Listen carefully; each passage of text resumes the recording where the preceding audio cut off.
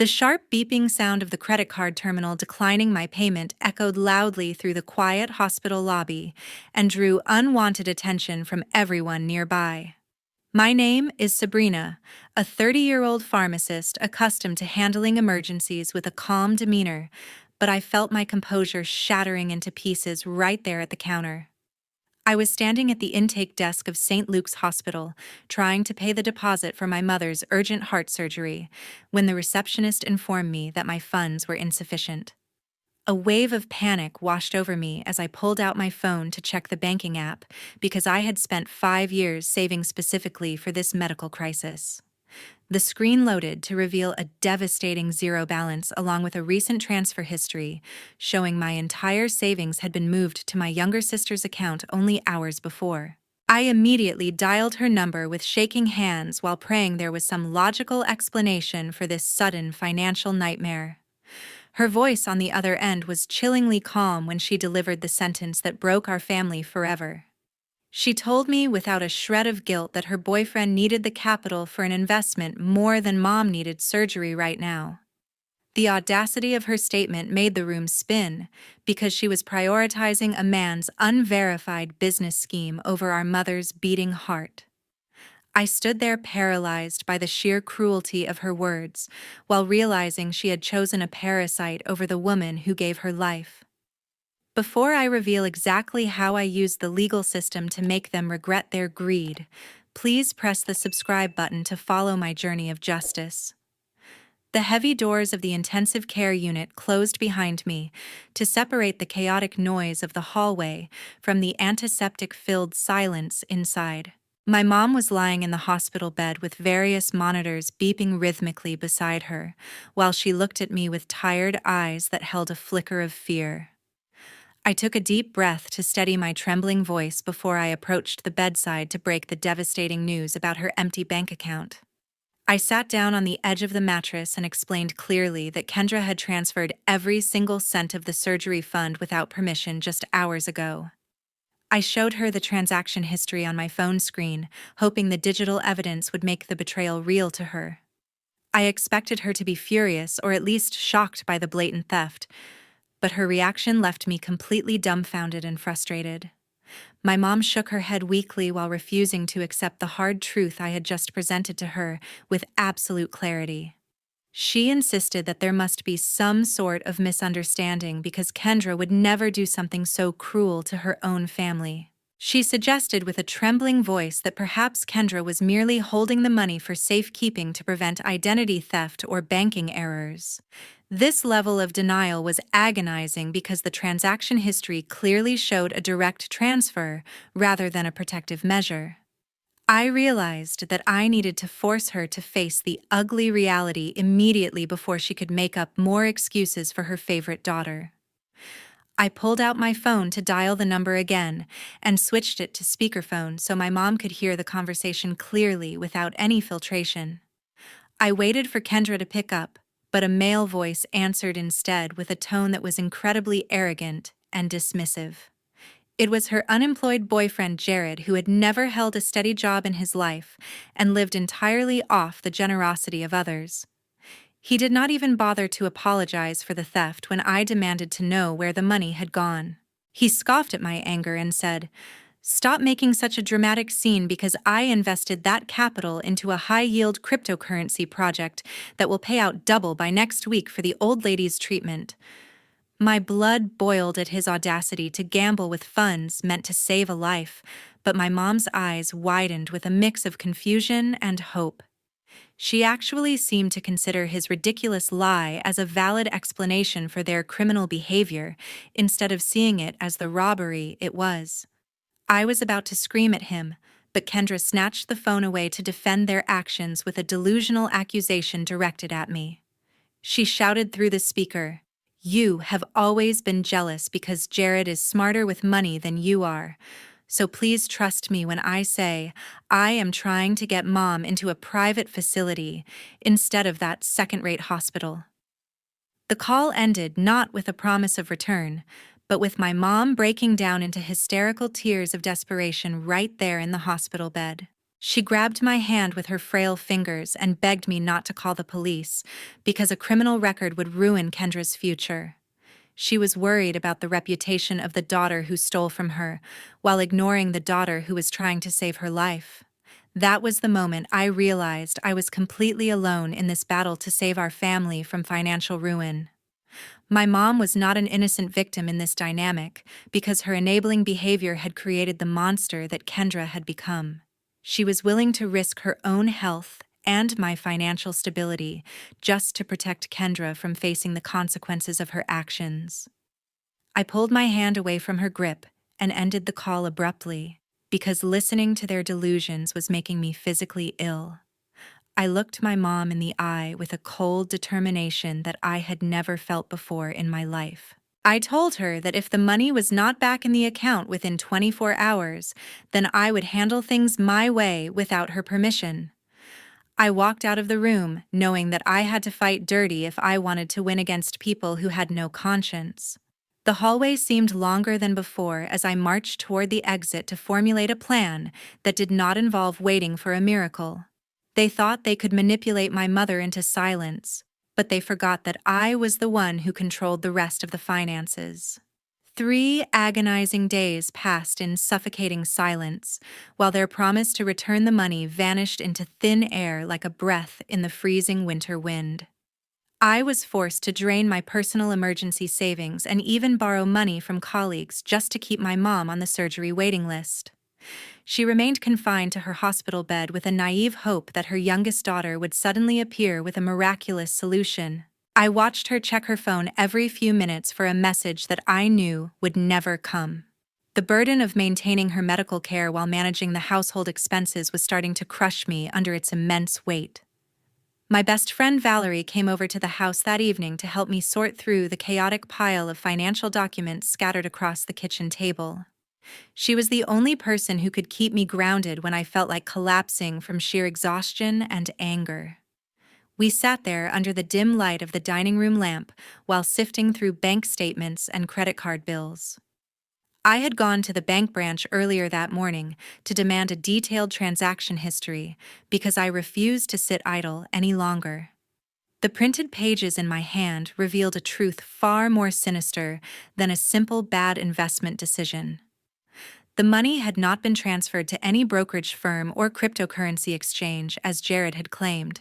It was withdrawn in cash at various ATMs located suspiciously close to the Nevada state border. Valerie pointed a manicured finger at a series of transactions highlighted in yellow marker that made my stomach churn with nausea. She looked at me with serious eyes and said, "Look at this right here, Sabrina.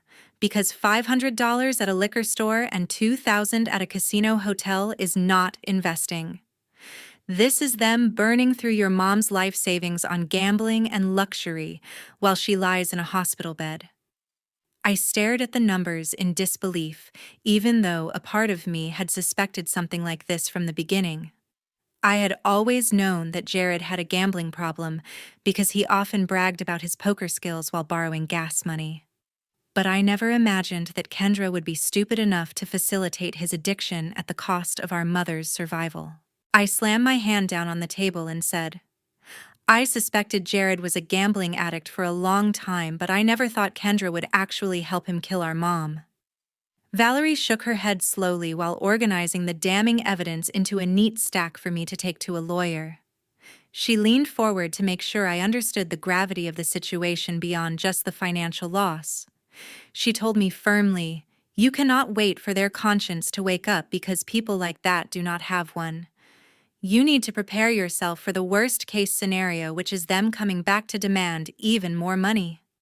Her warning sent a chill down my spine because I knew deep down that she was absolutely right about their predatory nature. They had already taken the liquid cash, so the next logical target would be the only asset my mom had left. I looked around the old house where we grew up and realized that this building was now in danger too.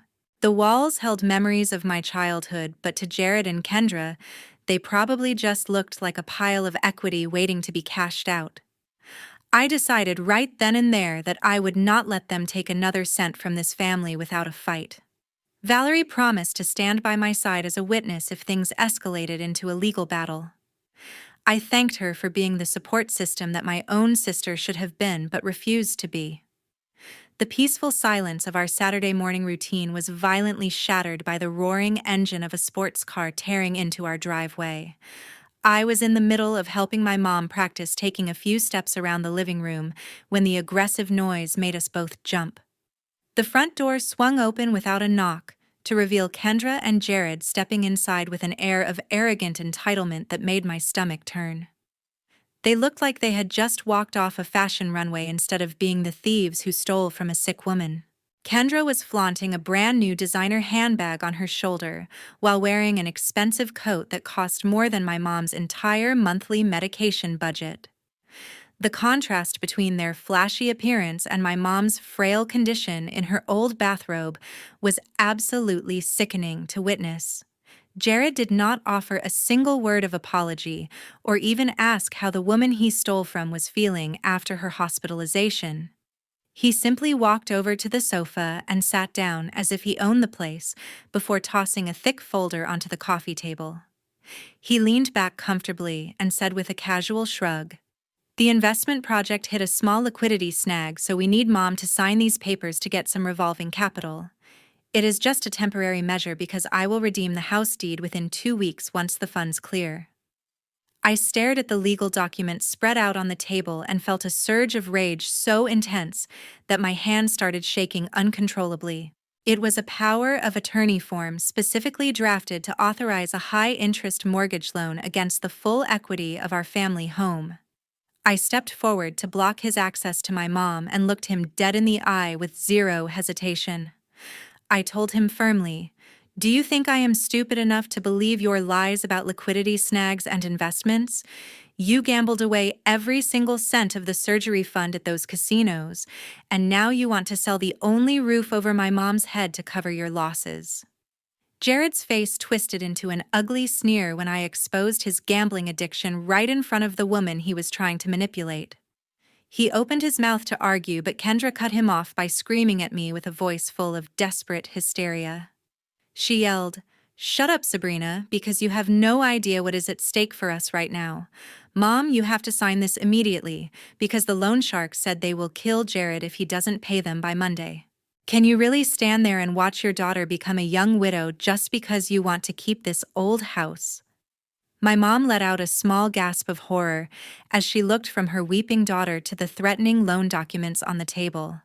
Her hand trembled violently as she reached for the pen because the fear of losing her favorite child was overpowering her common sense. She was being torn apart between the terrifying reality of losing her home and the manipulative emotional blackmail coming from her own flesh and blood. I knew in that moment that I had to be the villain in her eyes to save her from making a mistake she would regret forever. I snatched the folder from the table and threw it across the room before standing physically between my mom and the two predators. I told them to get out of my house immediately, or I would call the police to report them for trespassing and harassment. Jared glared at me with pure venom in his eyes, but realized that my threat to involve law enforcement was not a bluff he wanted to test today. He roughly grabbed Kendra by the arm to drag her toward the door, while muttering curses under his breath about my interference in their affairs. Kendra looked back at our sobbing mother with one last manipulative glance before she followed him out into the cold morning air. The roar of their sports car engine fading down the street was the only sound that signaled we were safe for the moment. 2 hours after I successfully drove the predators away from our family home, I arrived at the quiet professional suite of my family lawyer, Mr. Marshall, located in the town center. I sat down in the leather chair opposite his mahogany desk while trying to control the tremors in my hands that were caused by a mixture of adrenaline and rage. I laid out the printed bank statements showing the unauthorized transfers alongside the unexecuted mortgage documents that Jared had left behind on the coffee table. Mr. Marshall adjusted his glasses to study the paperwork with a furrowed brow before looking up at me with a grave expression that confirmed my worst fears. He explained that while the bank transfers were clearly fraudulent, The attempt to force a signature on the mortgage deed was a much more serious felony involving elder abuse and coercion. He warned me that we needed concrete evidence of them forcing her to sign against her will, because a simple, he said she said argument might drag on in civil court for months. We needed undeniable proof that would allow the police to intervene immediately and grant us a permanent restraining order against both of them. I listened to his legal strategy with intense focus because I knew this was the only way to save my mother from losing everything she owned. Mr. Marshall leaned forward to emphasize the importance of the next step in our plan to entrap them during the act. He looked me in the eye and said with a calm but authoritative tone, "You need to be absolutely calm during this entire process, Sabrina. We must allow them to think they have successfully intimidated your mother so the cameras can record undeniable proof of coercion for the court." I left his office with a heavy heart, but a clear tactical plan embedded in my mind as I drove to an electronics store to purchase the necessary surveillance equipment. I selected 2 high-definition wireless cameras that were small enough to remain undetected by anyone who was not specifically looking for them. I returned to the house while my mom was taking a nap in her bedroom to ensure she did not witness my preparations. I carefully concealed the first camera behind a row of old encyclopedias on the living room bookshelf, where it had a perfect view of the sofa and the coffee table. I hid the second camera inside the dense foliage of a large potted ficus plant near the window to capture audio and video from a different angle. I connected both devices to a secure application on my phone and tested the live feed to ensure the resolution was sharp enough to read the text on a document. The image on my screen was crystal clear, and I felt a strange sense of satisfaction knowing that their greed would be captured in high definition. I whispered to myself while adjusting the lens angle hidden behind the leaves, "I am willing to do absolutely everything necessary, even if it involves watching my mother suffer through one last confrontation, to permanently cut this malignant tumor out of her life." The sun was beginning to set when I walked into my mom's bedroom to initiate the most painful part of my plan. She looked up at me with fearful eyes because she was terrified that Kendra and Jared would return the moment I left her side. I had to suppress my urge to hug her and tell her everything because her genuine fear was the essential element that would make the trap work. I put on my coat and grabbed my car keys while fabricating a lie about needing to cover an emergency shift at the pharmacy to pay for her upcoming medical bills. She tried to protest by saying she did not want to be alone, but I gently insisted that we had no other choice given our financial situation. I stood in the doorway and gave her a strict instruction that I hoped she would follow until the trap was sprung. I told her firmly, "You must lock the front and back doors securely because I have to leave for an urgent night shift at the pharmacy right now.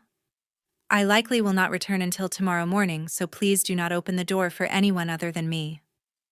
I walked out of the house and heard the deadbolt slide into place behind me, which gave me a momentary sense of relief. I got into my car and drove away from the driveway, just in case they were watching the house from down the street. I circled back around the neighborhood and parked my car 2 blocks away on a side street where I could watch the digital feed on my phone. The trap was set, and now all I had to do was wait for the greed of my sister and her boyfriend to lure them back into the cage I had built. At exactly 8 o'clock in the evening, the screen of my phone lit up within the darkness of my parked car to transmit images that made my blood boil with righteous anger. The motion sensors on the hidden cameras triggered an immediate alert to show 2 familiar figures forcibly prying open the back door of our family home. Kendra and Jared had bypassed the locked front entrance entirely to commit a felony break-in because they were confident that I was busy working a night shift. I watched in absolute horror through the small digital screen as they stormed into the living room where my mom was sitting alone in her armchair. They did not arrive with the intention of negotiating a deal this time, but instead came prepared to extract a signature through sheer terror and physical intimidation. My grip on the steering wheel tightened until my knuckles turned white as I witnessed Jared looming over my frail mother like a predator cornering its wounded prey. He did not waste a single second on pleasantries before he resorted to violence to demonstrate his dominance in the room. He swept his arm aggressively across the side table and sent my mom's tray of essential heart medications crashing loudly onto the hardwood floor. The audio feed picked up the terrifying sound of shattering plastic and rolling pill bottles, while my mom recoiled deep into her chair in shock. Jared slammed the mortgage documents onto the coffee table with enough force to shake the furniture and screamed at her with a voice full of venom. He pointed a shaking finger directly in her face and yelled, "Sign it now, old woman, because I do not have all day to wait for you to read the fine print. Once you sign this paper, you can go wherever you want, whether that is a cheap nursing home or living under a bridge." I felt bile rise in my throat at his cruelty, but the reaction from Kendra was even more heartbreaking for a mother to hear. She did not step in to defend the woman who raised her or tell her boyfriend to back off. She stood right beside him with her arms crossed and enabled his abusive behavior because she was desperate for the money. She looked at our terrified mother with cold eyes and said, "Please, Mom, Jared is very angry right now, so just sign it quickly so we can handle our business. We need the money tonight, and this house is old and rotting anyway, so why do you want to keep it?" My mom looked back and forth between the two of them with an expression of absolute devastation that transcended physical fear. The realization that her favorite daughter was actively helping a stranger throw her out on the street shattered her heart into a million pieces. She clutched her chest as she looked up at them and whispered with a trembling voice that the microphone barely caught, You really plan to kick me out of my own home? This is the house your father left for me to live in, and you want to sell it for gambling money." I knew I could not wait a single second longer because the situation inside the house was escalating rapidly towards physical violence. I minimized the camera app just long enough to dial emergency services with fingers that were trembling from adrenaline. The operator answered on the first ring, and I forced my voice to remain steady as I reported a home invasion in progress at my address. I clearly stated that 2 intruders had broken in and were currently physically threatening an elderly woman with heart conditions. I emphasized that the situation was volatile and requested immediate police assistance because I feared for her safety. I switched back to the camera feed immediately after ending the call to ensure I captured every single second of this crime. I pressed the record button on the interface to save the video file directly to the cloud server as permanent evidence. Jared was now pacing around the room like a caged animal while kicking the scattered pill bottles across the floor. He grabbed the collar of my mom's bathrobe and pulled her forward to force the pen into her shaking hand. I watched the live feed with tears streaming down my face while knowing that the police were already racing toward the house. This video was the smoking gun that Mr. Marshall needed to ensure neither of them would ever be able to hurt my mother again. 10 minutes after the call, the red and blue lights of a police cruiser swept across the living room window to signal the end of their cruel charade. I rushed toward the front door alongside 2 armed police officers who had their weapons drawn and ready for a potential hostage situation. We burst through the entrance just in time to witness a scene of violence that made my heart stop in my chest for a terrified moment. Jared was physically pinning my mother against the back of the sofa with one hand gripping the collar of her bathrobe tightly. He was trying to force her trembling thumb onto an ink pad to stamp the document because she had refused to sign her name. The look of sheer terror on her face as she struggled against his superior strength was something that would haunt my nightmares for years. The officers shouted commands immediately for him to release her and get on the ground with his hands visible above his head. Jared looked up in shock and tried to scramble away toward the kitchen, but one officer tackled him to the hardwood floor with professional efficiency. The impact of his body hitting the ground echoed through the house and was followed by the sharp metallic click of handcuffs being secured around his wrists. He shouted obscenities into the floorboards, but his physical dominance over our household had been permanently neutralized by the authority of the law. Kendra stood frozen in the corner of the room like a statue, while her face drained of all color until she looked like a ghost. She stared at the phone in my hand with wide eyes because she realized that her plan had completely collapsed in an instant. I walked over to where Jared was struggling against the officer and held up the device that held their digital death sentence. I looked down at him with a mixture of disgust and satisfaction before delivering the reality check he desperately needed to hear. I told him firmly, "The show is over, Jared, because every single threat and act of abuse you committed tonight was recorded and sent directly to my lawyer." The realization that there was video evidence caused Kendra to panic and immediately attempt to save her own skin at his expense. She burst into theatrical tears and ran toward me with her hands out as if she were the victim in this scenario. She sobbed loudly while looking between me and our mother to find a sympathetic audience for her desperate lies. She screamed through her tears, "Sister, please believe me because I was forced to do this. Jared made me help him, and I never wanted to hurt Mom, so please save me, Mom."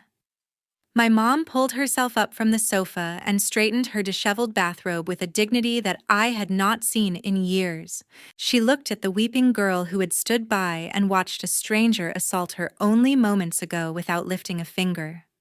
The silence in the room was heavy until my mom delivered the final verdict on their relationship with a voice colder than the winter wind outside. She looked Kendra in the eye and said, "Do not call me Mom anymore because I heard everything you said when you thought nobody was listening.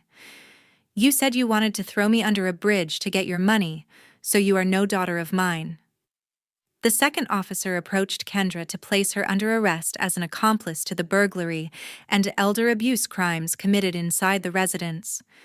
She screamed and kicked as they led her out the door, but her pleas fell on deaf ears this time. I watched through the window as they were both shoved into the back of the police cruiser to face the consequences of their greed. The flashing lights faded into the distance and left the house in a sudden and overwhelming silence that felt like peace. The physical threat was gone, but the emotional wreckage they left behind would take much longer to clear away. I turned back to my mom, who was finally letting the tears fall freely now that the danger had passed. I wrapped my arms around her frail shoulders and held her tight while she sobbed into my chest with relief. These were not the tears of fear or betrayal anymore, but the cleansing tears of someone who had finally been liberated. We stood there in the middle of the ruined living room and knew that the long nightmare was finally over. I stroked her hair gently and promised her that nobody would ever hurt her or take advantage of her kindness again. She nodded against my shoulder, and I felt the tension leaving her body as she finally allowed herself to feel safe. The house was messy and the memories were painful, but we were still standing together against the world. 6 months have passed since that fateful night, and the maple leaves in the front yard are finally starting to turn a vibrant shade of crimson. This seasonal change marks a significant turning point in our lives as we finally close the dark chapter on the betrayal that almost destroyed our family. The legal proceedings moved surprisingly fast thanks to the undeniable video evidence that I collected with the help of Mr. Marshall. The courtroom was packed with neighbors who had supported us during the ordeal as the judge delivered the final verdict on the two people who tried to ruin us. Jared received a sentence of 5 years in state prison for multiple counts of financial fraud, burglary, and the aggravated abuse of an elderly person. The arrogant smirk he wore for years finally vanished from his face when the bailiff led him away in shackles to begin his incarceration.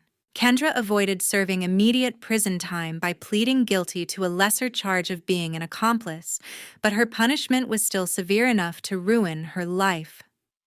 The judge sentenced her to 3 years of strict probation, along with a permanent restraining order that legally prohibits her from ever contacting my mom again. She stood alone in the courtroom looking incredibly small and defeated because she realized that her greed had cost her the only family she had left. The legal system ensured that she could never come within 500 feet of my mother or attempt to contact her by any electronic means for the rest of her life. My mom underwent her heart surgery successfully 2 months ago, and she is currently regaining her strength with remarkable speed now that the stress is gone. We made the difficult joint decision to sell the old family house in Boise because the walls held too many painful memories of that Saturday morning confrontation. We used the proceeds from the sale to purchase a beautiful 2-bedroom apartment in a secure complex closer to my workplace, where we feel much safer. My mom loves the new place because it has a 24-hour security guard, and she no longer has to worry about unexpected intruders breaking down her door. She spends her afternoons reading on the balcony without the heavy burden of financial insecurity weighing down on her fragile heart. Kendra has attempted to circumvent the no-contact order several times by sending handwritten letters from her halfway house to my pharmacy workplace. I have never allowed a single one of those manipulative notes to reach my mother's hands because I refuse to let her reopen those healing wounds. I take every envelope she sends and burn them in the kitchen sink, while watching the paper turn to ash to symbolize the complete severance of our relationship. My mom knows that I am protecting her from the past, and she has found a deep sense of peace in the silence that now surrounds our lives. We have built a new life that is defined by mutual respect and genuine love rather than the toxic obligation that once bound us to my sister. This story serves as a painful but necessary reminder that sharing DNA does not automatically guarantee loyalty or love from the people closest to you. The most dangerous predators are often the ones sitting at your dinner table waiting for a moment of weakness to strike, so they can take everything you have. True filial piety sometimes means having the courage to amputate a toxic limb to save the rest of the body from a fatal infection. We must normalize the act of setting strict boundaries with family members who view our kindness as a weakness to be exploited for their own gain. Protecting your parents from their own blind love for a toxic child is one of the hardest but most important things you can do. Thank you so much for listening to my journey of justice and staying with me until the very end of this difficult saga. If this story resonated with you, please share your thoughts in the comments section about how you would handle a toxic sibling in a similar situation. I hope you never have to face such a betrayal, but please remember that you are strong enough to fight back if it happens. Goodbye for now, and I will see you in the next video with a new story.